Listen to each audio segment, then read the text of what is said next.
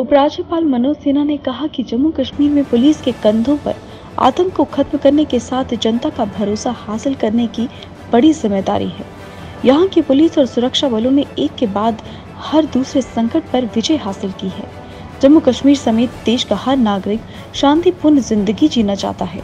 यहाँ सुरक्षा बलों के जवानों ने बलिदान दिया है, उनके परिवारों ने अपने बच्चों को खोया है। मानव जीवन और मानव अधिकारों के खिलाफ इससे बड़ा कोई दूसरा अपराध नहीं है। उन्होंने कहा कि देश विरोधी तत्वों को बख्शा नहीं जाएगा, उनके साथ कोई रियायत नहीं बरती जाएगी। जो भी ऐसे तत्वों को बढ़ावा देने में लिप्त है, उन पर भी कठोर कार्रवाई होगी। उधमपुर में शेर कश्मीर पुलिस अकादमी अग्नि एवं आपातकालीन विभाग के पासिंग आउट परेड में उपराज्यपाल ने वीरवार को अग्नि एवं आपातकालीन सेवाओं में विस्तार पर जोर दिया है। लोगों के जान माल की हिफाजत करी थी।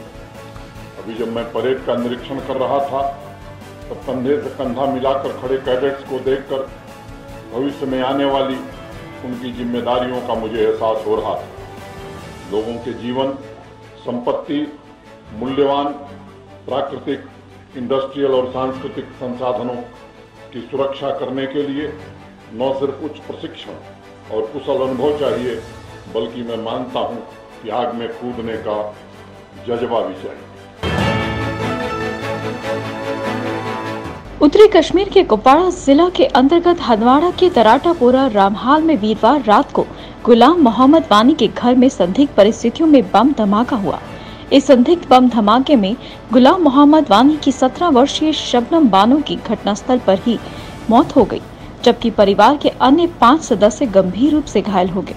पड़ोस में रहने वाले लोग और पुलिस तुरंत घटनास्थल पर पहुंच गए। पुलिस इस संदिग्ध परिस्थितियों में हुए बम धमाके की जांच में जुट गई है। 17 सितंबर को प्रधानमंत्री नरेंद्र मोदी का जन्मदिन भाजपा पूरे देश में अनूठे ढंग से मनाएगी। इसी क्रम में बिहार, मध्य प्रदेश समेत देश के विभिन्न हिस्सों में टीकाकरण अभियान में तेजी लाई जाएगी। मध्य प्रदेश में 71 लाख तो बिहार में 30 लाख लोगों के टीकाकरण का लक्ष्य रखा गया है। पीएम के संसदीय क्षेत्र वाराणसी में तो उनका जन्मदिन किसी उत्सव से कम न होगा। शाम 6 बजे भारत माता मंदिर में 71,000 दीप प्रज्वलित किए जाएंगे। प्रमुख 71 मंदिरों में आरती व दीप जलाए जाएंगे। मुस्लिम महिला फाउंडेशन की ओर से मुस्लिम महिलाएं लम्ही में भी उत्सव मनाएंगी। राष्ट्रीय स्वयंसेवक संघ के सह संचालक मोहन भागवत जम्मू कश्मीर के 3 दिवसीय प्रवास पर 1 अक्टूबर को शीतकालीन राजधानी जम्मू पहुंच रहे हैं।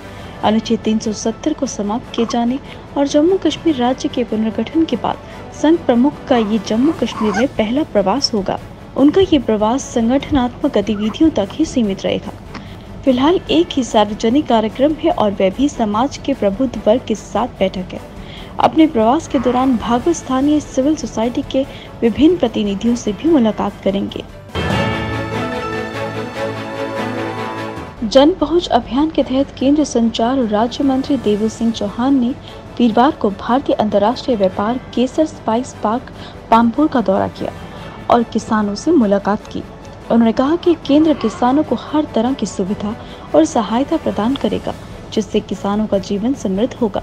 स्पाइस पार्क के अस्तित्व के साथ केसर उत्पादन से होने वाली आय दोगुनी हो गई है। उन्होंने स्पाइस पार्क प्रसंस्करण इकाई के विभिन्न विभागों के अलावा केसर की ग्रेडिंग प्रक्रिया, पैकिंग व ई-नीलामी सुविधा का भी जायजा लिया। श्री माता वैष्णो देवी के भक्तों के लिए वीरवार को 20 ग्राम चांदी का सिक्का जारी किया गया। इससे पहले श्री माता वैष्णो देवी श्राइन बोर्ड 2 ग्राम, 5 ग्राम और 10 ग्राम के सोने और चांदी के सिक्के जारी कर चुका है। इन पर माता वैष्णो देवी के चित्र हैं।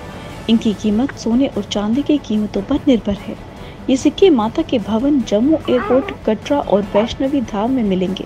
श्राइन बोर्ड के चेयरमैन एवं उपराज्यपाल मनोज सिन्हा ने वीरवार को इस सिक्के को जारी किया है। उन्होंने कटरा में डिजिटल लाइब्रेरी का उद्घाटन भी किया है। श्राइन बोर्ड की वीरवार को हुई बैठक में सबसे पहले श्रद्धालुओं और उनकी सुविधाओं की समीक्षा की गई। शारीरिक फिटनेस के अलावा कार्बन उत्सर्जन कम कर पर्यावरण संतुलन बनाने में साइकिल की अहम भूमिका है।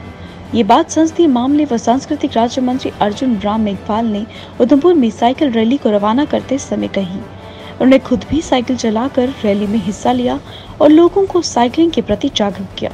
केंद्रीय राज्य मंत्री मेघवाल केंद्र सरकार के आउटरीच कार्यक्रम के तहत उधमपुर जिला के 2 दिवसीय दौरे पर हैं। दूसरे दिन उधमपुर में उन्होंने जिला प्रशासन की ओर से आजादी का अमृत महोत्सव के तहत यूपी साइकिलिस्ट साइकिलिंग ग्रुप के सहयोग से आयोजित साइकिल रैली को डाक बंगला उधमपुर से हरी झंडी दिखाकर रवाना किया।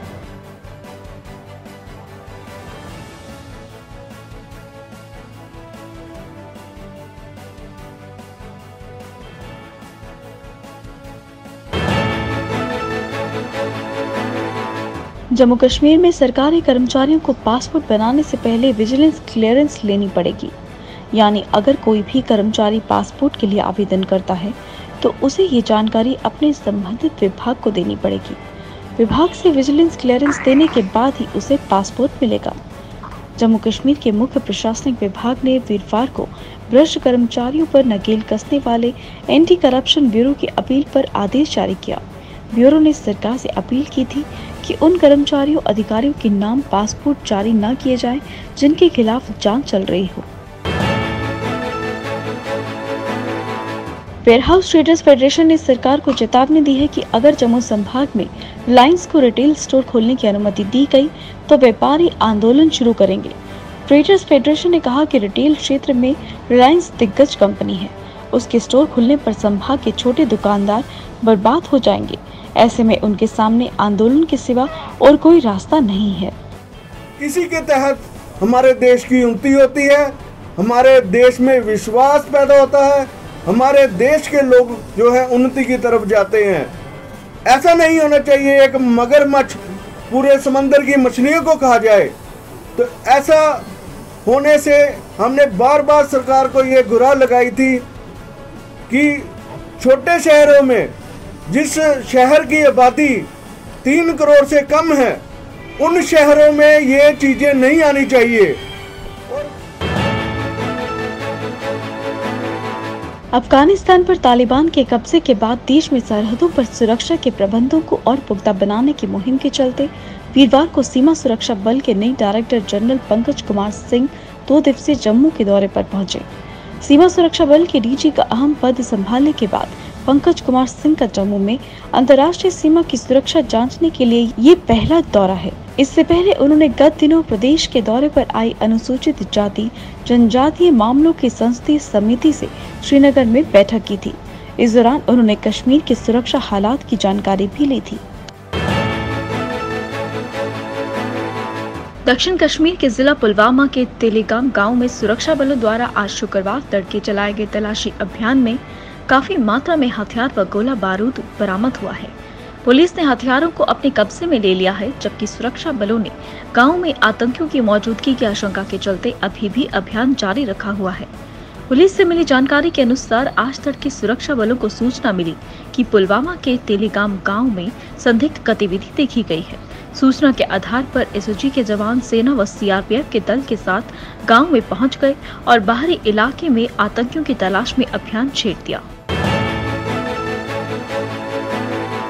केंद्र शासित प्रदेश जम्मू कश्मीर में कोरोना संक्रमण के मामले आना जारी हैं। सबसे अधिक मामले अभी भी श्रीनगर जिले में ही आ रही है। यही नहीं, रियासी जिले में आने वाले यात्रियों के संक्रमित होने का सिलसिला भी जारी है। वीरवार को कुल 170 लोगों में संक्रमण की पुष्टि हुई। इनमें से 70 श्रीनगर जिले के हैं। वहीं अब तक कुल 3,27,466 लोगों में संक्रमण की पुष्टि हुई है। यही नहीं, 98 मरीजों के स्वस्थ होने के बाद अब तक कुल 3,21,630 मरीज स्वस्थ हो चुके हैं। नेशनल हेल्थ मिशन से मिले आंकड़ों के अनुसार वीरवार को आए कुल 170 मामलों में से 129 कश्मीर संभाग और 41 जम्मू संभाग के हैं।